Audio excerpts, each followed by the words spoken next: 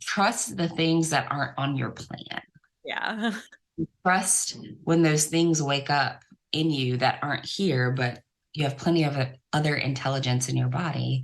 When those wake up, pay attention, invite them to the table, because Amber and I both probably meet 6,000 people a month. Oh my But then God. there's like people where you're like, pay attention to that.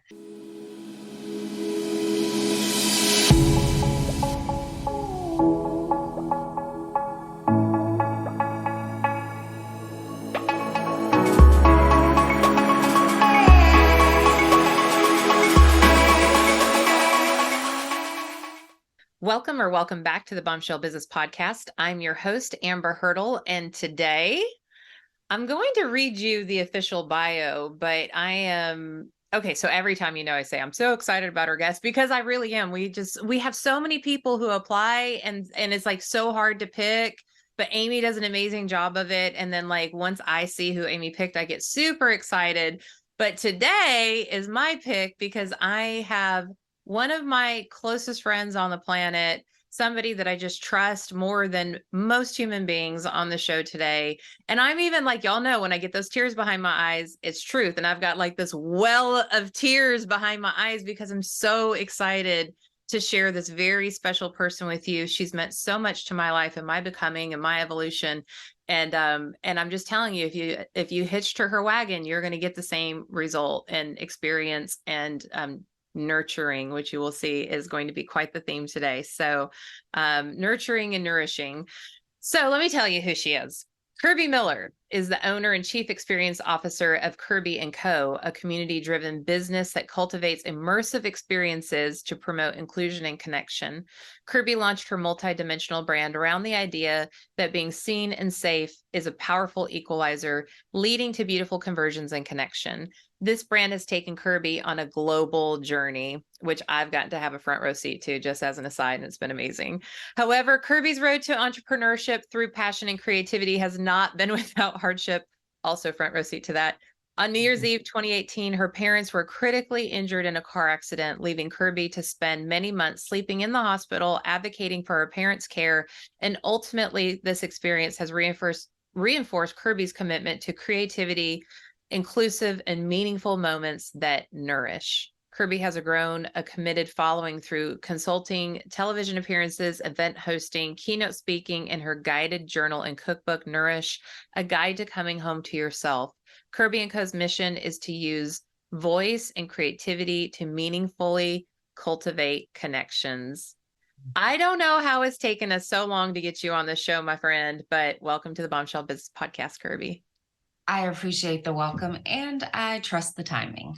Yeah, exactly. I know. And that's, I mean, that just underpins like the grounding force that you are in my life. And I know so many other people's lives that you are constantly reminding us of the synchronicities and trusting that what is in front of you is what's for you in that moment. So let's back way up because I don't even remember who I was talking to a couple days ago, but we were just talking about like different friendships and expectations. And I was telling somebody about you and I was like, if I invited Kirbee to something, it was with the asterisk that if you needed at the last minute to have to deal with your mom because, like your caregiver wasn't able to make it, or it just was a bad night, she wasn't having a good day. Like it was just understood that you had a pass. And if it was something where it's like, I have to fill the seat or this is a ticket, then like, can you let me know if this is a reality or not? And then if not, then like, obviously no hurt feelings or I'm going to find somebody else. And like that kind of, and you're the same way with me. Like that kind of friendship is something that's not easy to find. And so there's so many things I could sit here for 30 minutes and tell you all the value of having Kirbee as a friend. But let's go back to that moment where your world imploded. Mm-hmm. Can you just talk us through like, what did that do to you, your life, your reality, the way you looked into your future? Wow. And that was one of those sliding door moments where wherever you find yourself in that split second changes everything. So my path leading up to that, I was juggling multiple worlds and in corporate America and nurturing an entrepreneurial path. And like many of us, And what was really unique about that scenario, and I want to share this part for anyone that's listening, if you've experienced kind of this duality, just know you're not alone, because this tragic situation entered my life during a time where I had just begun to trust being excited. I had been doing all of these different things that I loved right alongside my career. And I was thinking, okay, 2019 is going to be my year. This is when I stop playing small. This is when I'm going to go full out. And the reason why that's important is I actually had made this plan. So for my fellow planners out there, you may feel me, you'd be like, yes, I love a good plan too. And I used to think there's like safety in these plans. I'd made a plan. I was going to go to work on New Year's Eve, go into the office because no one was going to be there. So then I could be uber productive. And I actually bought a new planner, had printed out all of these things, and was going to plan 2019, follow up on so many of these beautiful opportunities that have presented themselves to me in my entrepreneurial journey, and like really allow myself to dream. That same day when I was sitting at my desk on New Year's Eve 2018, thinking I was going to forecast 2019, that's when I got a phone call that said that there had been a horrific accident. And over the course of the next 5 hours, everything would change. I would have to put on my healthcare hat and intercede and get my parents moved to the medical center, major medical center where I worked, because I had the right numbers and cell phone calls, and we're the right medical center to be there. But so I'm wearing this professional hat and this personal hat, and then walking between rooms in the emergency room, having to swallow my own shock and sadness to be pragmatic. That's how I brought in 2019. I crossed midnight walking the floors of the emergency room. And as you read, that was the start of a very, very long journey that I'm still on. And during that journey, I had to meet myself in such an intense way that I don't know that I would have experienced it otherwise. And it reminds me of a quote that I knew and respected before, but then had to embody. And that's: adversity introduces a man or a woman to themselves. Everything else falls off. There was no relationship, no amount of money, no accolade, no possibility that met me night after night when it's 2 a.m., 3 a.m., and you're up and you're thinking about, okay, how can I navigate tomorrow? Sitting next to my mom, who at this point was in a coma, begging her to wake up, but then thinking about 7 a.m. rounds and then going to work and doing all these things. But then when it got really, really quiet and it was me and me, I had to sit with that. And that's a cracking wide open that set a whole different path in motion. And for me, I continued to kind of be on autopilot for a while. And I don't know if you can, I know you can really relate to that, where a beautiful thing happens with your brain and body, where you kind of shut down and the real you's in a vault. Yep. And avatar you is out in the world doing all this. And the real you is like in there surviving off of like powdered food and water. And I felt as though my real lived experience was that I was suffocating in plain sight in front of people that I knew and I loved and who wanted to help. But the reason why I say suffocating is because I felt as though I didn't know how I was going to make it through some of those days, yet people were applauding how I was handling the situation. And I was just like, oh my goodness, who will it be that looks at me and knows you're not doing well?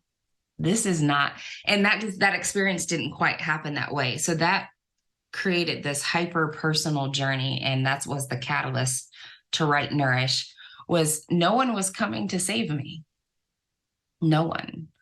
And that at first felt very lonely and isolating. And it was very hard. But then there was a turn when it was like, but what if I have everything I need available to me, but I have to just kind of see it in a different way and mobilize different resources? And so that was that turn where it became hyper personal. I started to ask myself questions of, what does it look like to nourish myself when conditions don't support it? The conditions don't support it when you're sleeping in a chair night after night and showering in a tiny hospital room and then walking across campus, because it's also my place of employment, hosting my meetings, but on my walk back to the hospital side, stopping by my car to literally fall apart, then go through my trunk and find another outfit for the next day, put my makeup back on, and rinse and repeat. Those conditions don't support it. But when I started asking myself, what does it look like to take care of myself in a real way right alongside this journey? That was the turning point. So when you're talking about the shift, the change, when I realized that feeling good again, remembering who I was, coming home to myself wasn't selfish, and it didn't put the people that I was acutely responsible for at a disadvantage. It actually increased my ability to be present and to care for them and to be able to pour out of, I won't say a full cup, because I don't even think I feel a full cup now. But what does it look like to not be scraping the bottom and giving sediment? So it's a paradox. Every day that I live, I'm really realizing that we live inside of a giant paradox. So that was a crystallizing point on that journey where, you can feel like you're falling down a hole with no edges or traction, but then you start to realize that you have more resources available to you than you realize. And really starting that journey to come home to yourself so that no matter where you are, you know that you're home. Yeah. And I think that through that experience too, that you have your ability to relate to and support other people, which is even insane to say out loud because you are already in the caretaker role. So the fact that you then have anything left to give anybody else is remarkable. But like, I just think even how you are with me and some of your other friends, and like that understanding of what it means to go through the mud, to walk through the valley, and like the meadow seems so far away and the sunlight seems so far away, and that mountain I have to climb after I get through the valley seems so tall. And yet the way that you show up for people and the confidence and the stability that you bring to people through your friendship, but also your work, is a testament to you figuring it out and knowing this is how it is. And I'm not trying to make it sound like what you're going through is easy, or that like you've got it figured out, or that you shall ever have it figured out. But here's what I know to be true. And then you guide other people through, let's be real, everybody's life. I doubt that there is a human on the planet since the pandemic that feels grounded and safe at all times. Not a soul. If you do, please write a pamphlet for the rest of us. I agree. How to adult in 2023 for dummies. If you can get that out into the world, we would certainly appreciate it. But in the meantime, you have been, you've dipped into things, you've dipped out of things, and then all of those collective experiences have now come together for you to then offer Nourish. So can you talk about like, when did, because so many of the women on this are like, I don't know, and I think this, but I think that, and I'm not sure, and is this a good idea? Is this not a good idea? When did you have that light bulb moment, that switch that goes, oh, this is the thing that I'm doing next? Yeah. Well, I believe that it had been building the whole time. And that's something I want someone to really put down in their heart if they're hearing this. Because we like to have respectable excuses not to be the full version of who we are. We like to be like, oh, I've only had this idea for a month. Oh, I was inspired by this person and but go deep down and realize that every day that you've lived up into this point was preparing you for the moment. The ideas that come to you aren't on mistake, and they're actually on loan to you to see what you do with them. And so I've always kind of in my behind the scenes been a writer. Actually, some of my teachers growing up used to tell my mom she's going to be a writer. And I was like, I'm going to be a doctor. It's funny all the different identities that we put on. But I've always found solace in writing and expressing, and been a lover of language. And sometimes that was the most safe place for me to experience the intensity of what was happening in my life in a container that felt somewhat safe. Because this most recent tragedy that we described wasn't the first tragedy in my life. So very early on in my life, after losing my biological father tragically, that's where writing became even more a safe place. So I could have that world and then I could go out into the world. So I say all that to say this concept of expressing and creating space for myself and others in written spaces has always been an underpinning for me, but wasn't the forward facing part of me.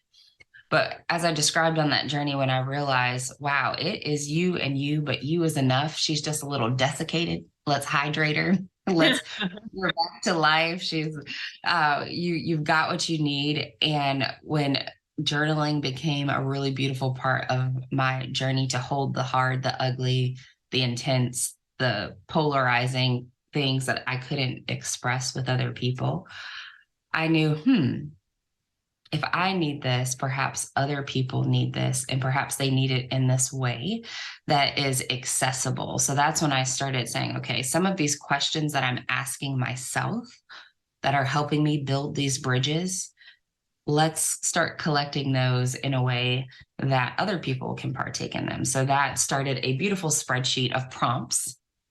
And alongside that, a part of my journey and history and story and brand has always been gathering people around food, because I believe food is also an equalizer, because when you get around it, you don't have to qualify for each other's time. I'm a doctor, I'm a this, I have this much money.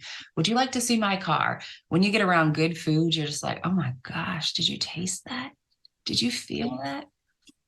That smell. Oh my goodness, this memory that comes up. Now you have things to talk about. Now you get to be human together. So food has also been a central component. So I knew that Nourish had to have a food component as well. When you think of the word nourish, perhaps that's where your brain goes first, is food. So started collecting recipes and designing recipes that are beautiful and accessible and designed that you can make them for yourself, or you can scale them and gather other people. And at the end of each recipe in Nourish, there's a spot for you to actually write in memories you made with that recipe, whether that's with yourself or other people. That was another cornerstone, and something that, again, was drawing on things that I'd done over time. And then affirmations. And I'm not talking about the high five, you're the greatest affirmations, because those are cool, but the affirmations that allow you to be integrated and speak to every part of you, not just the pieces that are of service and that are shiny and beautiful and attractive, but affirmations that talk to the 3D you, that give life to the 3D you. So, and I needed those.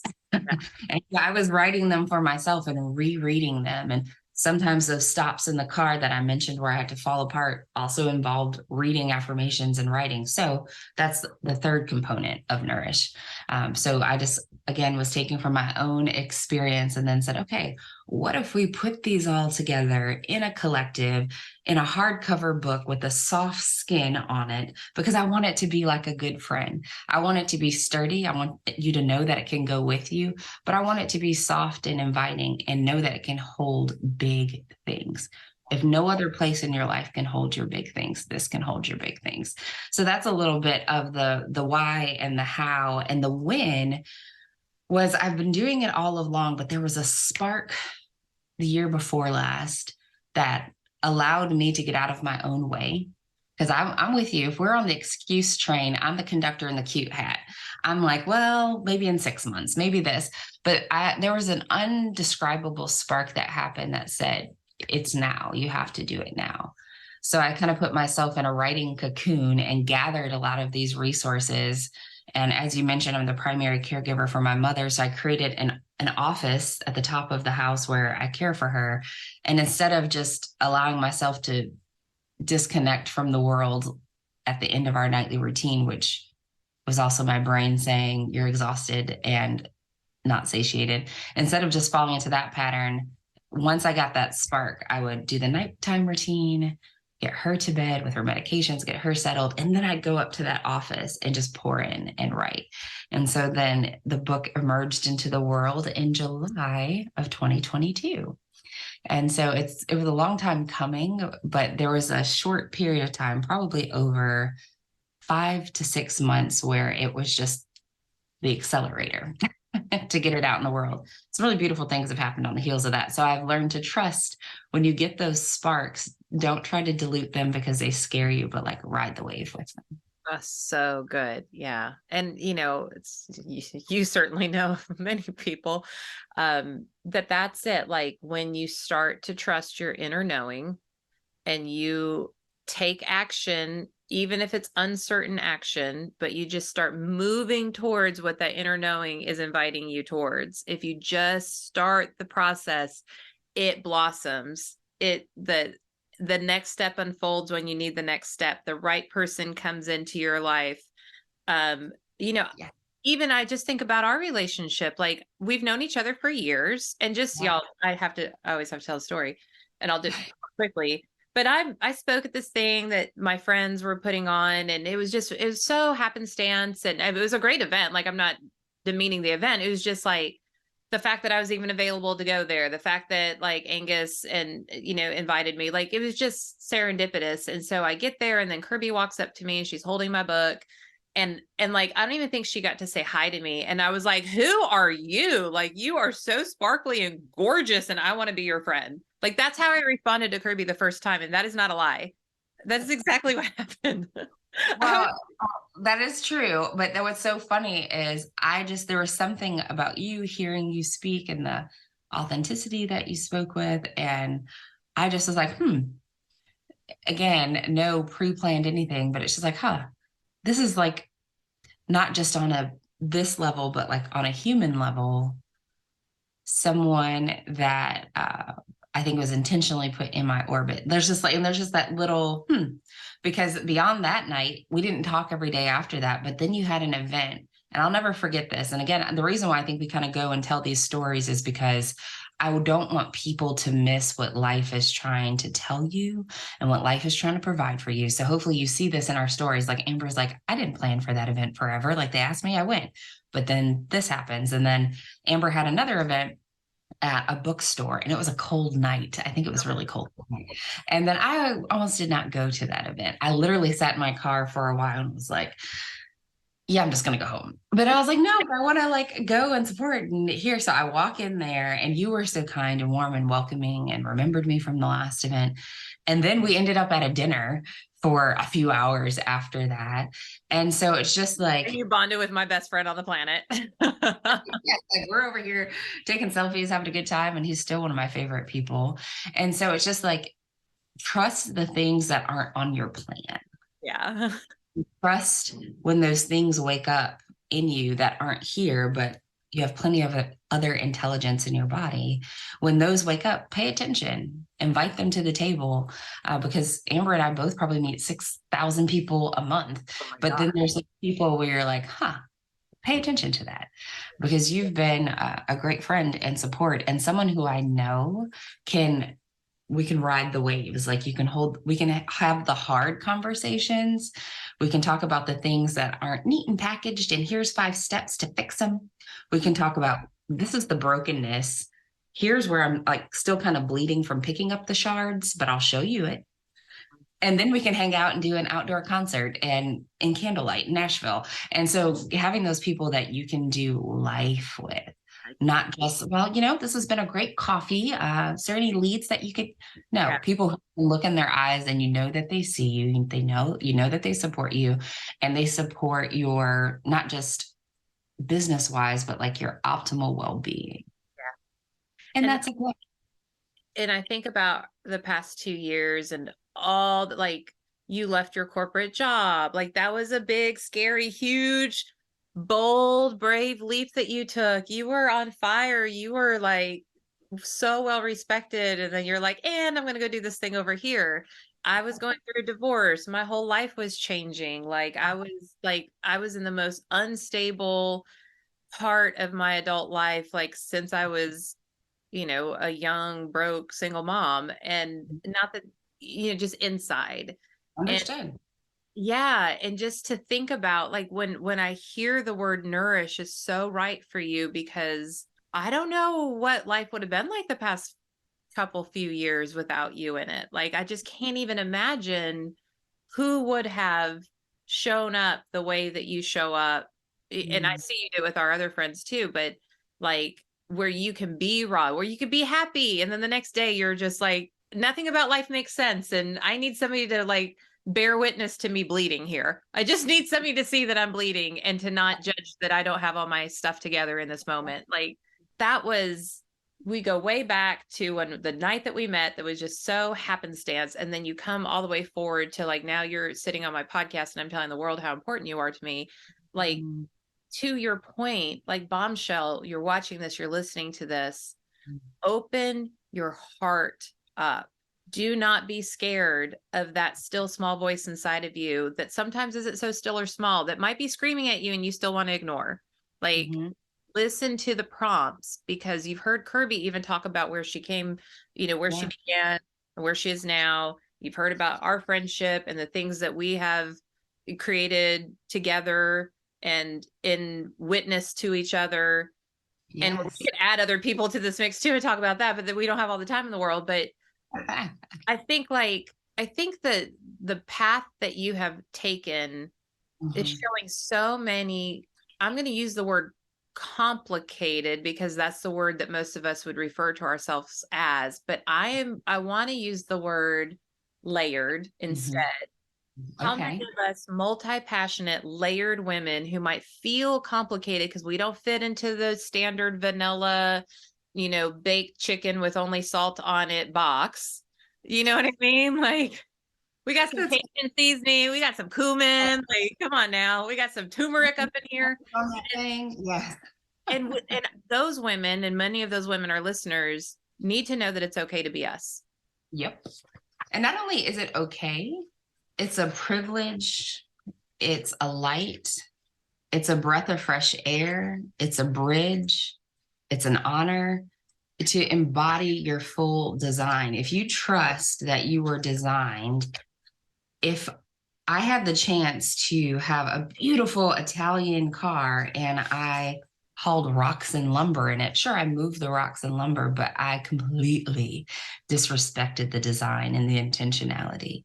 By you deleting yourself and choking on your truth and crying in quiet and showing up just for the benefit of others, meanwhile, you are fading. You're misusing your design. And I don't say that in a shame. Now add that to the list of other things you're not doing wrong. I share that to say, take a deep breath and realize the permission that you have, that you get to grant yourself to live fully, to sit in those quiet moments and be integrated and whole and satiated, even if you don't have it all figured out. And then understand the ripple effect, the force that sets loose in the world. I wish I had adequate language to describe if you're showing up in that box and you're checking the box and you're doing the things and you're on time for the meetings, but you're dying inside. That only goes so far. And I promise if something happens to you and your physiology gets overcome by accident or health, they'll find another doer. They'll find another doer. Suddenly but when you or do what? You're suddenly unimportant. It's like you're a commodity. Like, we're just going to take you out of this cog out of the wheel. And we're going to replace it with a cog that actually works. Yes. Nothing about your design is relevant in that situation. That's right. Because you have been just that one dimension. Now, all of us have done that, and that helps us get through different parts of our lives. But when you realize that you can interrupt that pattern, that you have authority, that you have autonomy, and you start to stretch and fill in all the parts of you. And even if you're listening to this and you're like, Kirbee, that sounds good, but I don't even know the parts of me because I shaved them off long ago before I even got to know them. Well, that's that journey of turning around and collecting those bits of yourself and finding that home within yourself. That's a journey, and it's a beautiful journey, and it's not something that you figure out overnight. But the space that you fill when you're fully you is irreplaceable. And that's what I want to leave on the last page of my life. And that's what the people who I have the honor of impacting, whether it's through a podcast or through events or meeting at a coffee shop, that's the version of me that they deserve too.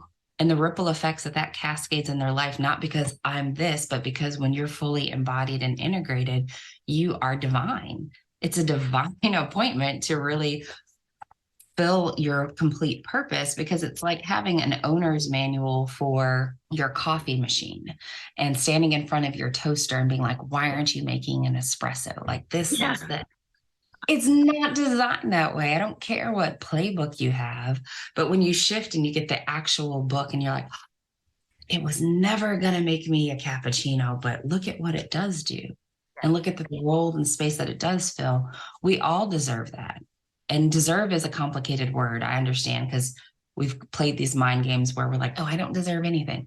But we all deserve that. And with this finite time that we have, because this all ends, The breath gone. it all ends. And it feels morbid, but any good story has urgency and an ending. But we're finite, but we absolutely embody and have access to infinite potential. So, what is the tension between those two paradoxical things unlock for you? That this ends, but while I'm here, I have infinite potential. Measure that up against how we're spending 80% of our time. And if you're not feeling that, that's an invitation just to get curious. So, that's my soapbox on that. Yeah. And it is, it's about your professional life. It's about who you surround yourself with. And like the power of contrast is so critical. Like we always, it's easy to think you know what you want, but until you're offered contrast of that what you don't want, now it's like, where do you want to go to eat? Oh, I don't care. Well, how about Mexican? No, I'm not in the mood for Mexican. Well, how about Chinese? Well, I'm not in the mood for Chinese. Well, you said you don't care. Well, I guess I just didn't know what I wanted. But now you say that I know what I don't want. That's going to lead me towards what I do. I want the grilled cheesery for my Nashville people. So there are some things I miss about Nashville. So, and I think about like our friendship in the stark contrast between relationship with you and then relationship with people who have their mask on, who don't allow space for your whole like complex being. Like I want people to start following their inner knowing and everything that Brittany. Sorry, I was thinking of Brittany in my brain. Brittany's our other friend. Hi, Brittany. But like when I think about Kirbee or Tiffany or Brittany and how you all live, when you are surrounded and supported by people who believe that path is doable, who are going to challenge you to follow your path to your own truth, now you've created an ecosystem where the possibility is so much greater because you don't have only people. I'm not saying you're going to kick out all the people who don't get you, but I might have. Oopsies.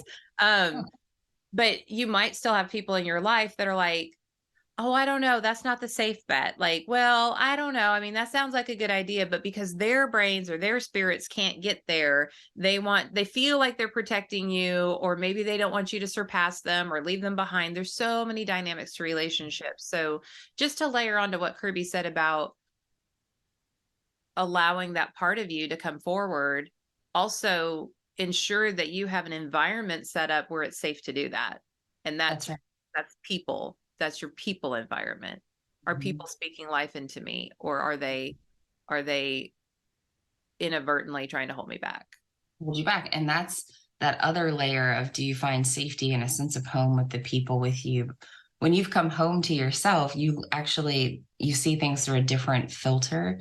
And the reason I say home to yourself, when you think of the ideal conditions for home, and I fully realize that everyone listening to this, and even myself included, at times in my life, home may not have felt like the safest place or where you could let your hair down. But when I say home, I'm thinking about the ideal context that we would create, where it's warm, it smells amazing, your nervous system is regulated, your creativity comes online, all of you is welcome, you invite other people into it because it's so good. That's what I think about home. And when you find that within yourself, and then when you start to navigate in these other spaces, as you said, you can realize, this doesn't quite line up, and goodbye and good luck. And I hope you find what you need as well, because I know for sure what I need. And if I'm not it for you, then I release you to find what you need. for you. And it's such a kind, beautiful thing not to be in the beige all of the time. But it's a hard journey to get to that knowing. In a lot of my workshops or when I'm speaking, I talk to people about another shift that I had when I realized that it is not my responsibility to shrink and dilute my capacity to fit the confines of your understanding. So And when good. you say it, you're like, oh, yeah, that makes sense. But really, like, hear it and think about where you have shape shifted or not pursued something fully or not said what you needed to say because you were trying to fit within the presented confines of someone else's capacity. And it's like, but if I don't want your life and if you aren't a meaningful input into my life, what am I doing? I'm giving all my power away. And so it's just that it's a shift and it's not like an ego trip or becoming super self centered. It's actually one of the kindest things that you can do because once you do that, other people feel empowered to do that. And when you're actually your highest version of yourself, you don't just go off on a mountain and live by yourself. You actually find community. And then that community moves mountains together.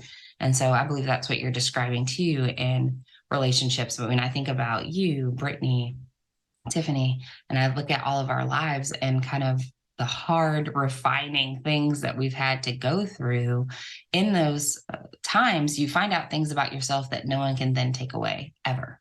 And so when you meet other people and that those things that you know about yourself are not threatened, and not only are they not threatened, they're nourished and they're empowered, you're like, huh, this is my friend. Yeah, like I'm not going to let you destroy that part of you. I am going to stand up and protect you if you're not going to protect yourself, because I know in this moment that you're just, there's something happening that's making you feel weaker than who you are, that's making you feel smaller than what you are. Like I know that there's something going on in your life, and I will be the strength for you. I will be the sound of reason for you. I will remind you of your own words.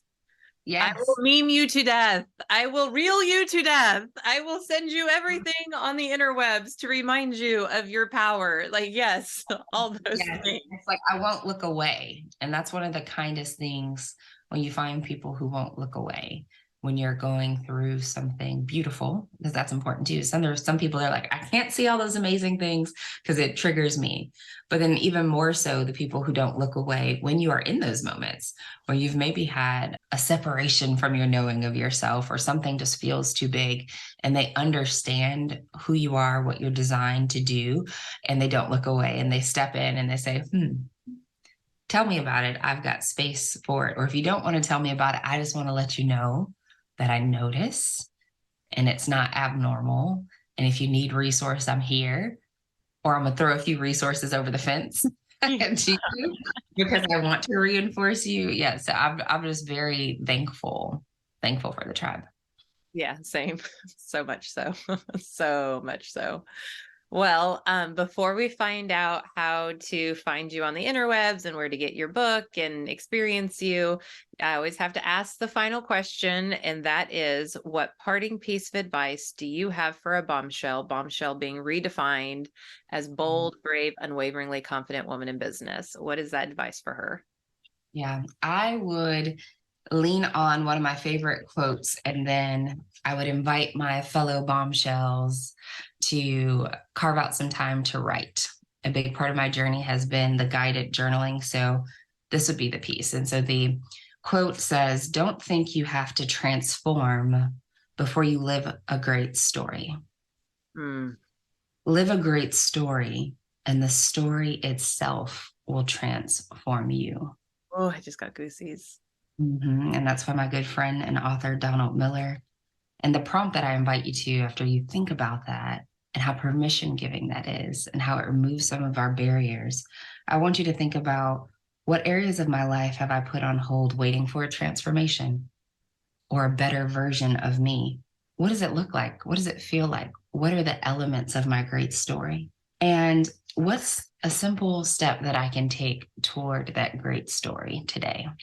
So I'd leave them with that. Like, don't wait. Don't wait.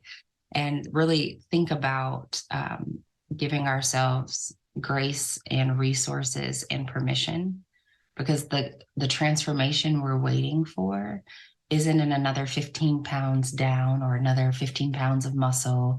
It's not in the next round of Botox. It's not in the next budget increase in your bonus. All great things. But your transformation, your real enduring transformation is packed in your great story. And that's a paradox. Yeah. Our great story doesn't deserve this broken version of us, this duct tape together version of us. But that's my final paradox I leave people with. Your transformation is waiting in your great story. So get in it. Get in it. Yeah. Oh, so good, y'all. Do you see why I love this woman so much? Like, do you just feel how warm you feel inside after just even being in her presence? So I just, I know I'm spoiled and lucky and I get to call her friend, and she's on speed dial. But for those of you who don't have Kirbee on speed dial, you can find her if you go to bit.ly/Kirbee and, like, spelled out, not an ampersand, Kirbee and Co. CO. So bit.ly/Kirbee and Co. You can find her website there, and then she's Kirbee and Co, again spelled out, and Kirbee and Co on Instagram, and she's super fun to hang out with on Instagram. Has lots of good content. And then Nourish, where can we find Nourish? Yeah, so if you take a journey over either to Instagram or my website, there's a link out to Amazon where you can get your copy of Nourish. Yeah. Yeah. And then too, like, you could just Google her name. She's been on Talk of the Town. She's been on lots of different TV shows, and she has had a TV show all about food. And so, like, you go to YouTube, you can find so much good stuff from Kirbee on the internet. She's kind of like me, hyper content producer. But I think that you're going to find, if you're somebody who's like me or us or our friends, that, like, you want to live an intentional life and you want to feel like all aspects of your life are aligned, Kirbee is your rudder to get there. So I just strongly encourage you to open your heart to the things that she's learned and the things that she is able to offer to the world through her experience and her perception, because I know that my life is better for having her in it. And that's why I asked her to come on the show to share her with you. So this is my love gift to you as a listener, that I'm sharing Kirbee with you. Well, I appreciate you and I carry you in my heart. Thank you for sharing your space and your audience with me. And you've just been such a beautiful, essential ingredient in my life. And I'm just thankful for us both listening to that nod so many years ago. Because honestly, as we sit here on this podcast, I feel like we could invite that version of Amber and that version of Kirbee to sit right with us, because they're so different. But you saw in me and I saw in you kind of that core. And so I would actually love if we could invite those versions, but we weren't drawn to each other because of the superficial, because neither one of us are completely that person anymore. And so I'm just very thankful on a soul level for you. Back at you. Your light is so important to me and what I saw that day. So thank you for being on the show, Bombshell. I hope that you got as much out of this conversation as I did. I'm just like fighting back tears the whole time I'm talking to her. I'm getting goosies every time she says something. And I want you to, I am also a journaler. I'm looking at 3 journals that are sitting on my dresser. I have different ones for different reasons. And it is great. So please follow that advice and go inward and find what's right for you. And your challenge this week is to follow Kirbee, journal, and not ignore your inner voice. Just this week, I'm asking for 7 days. Listen to that inner voice and act on the prompts that inner voice has given you, and just see what happens. Just 7 days. That's all I'm asking. And until that happens, let's go do our life. Let's go be as bombshelly as we could possibly be. And I will see you on the next episode.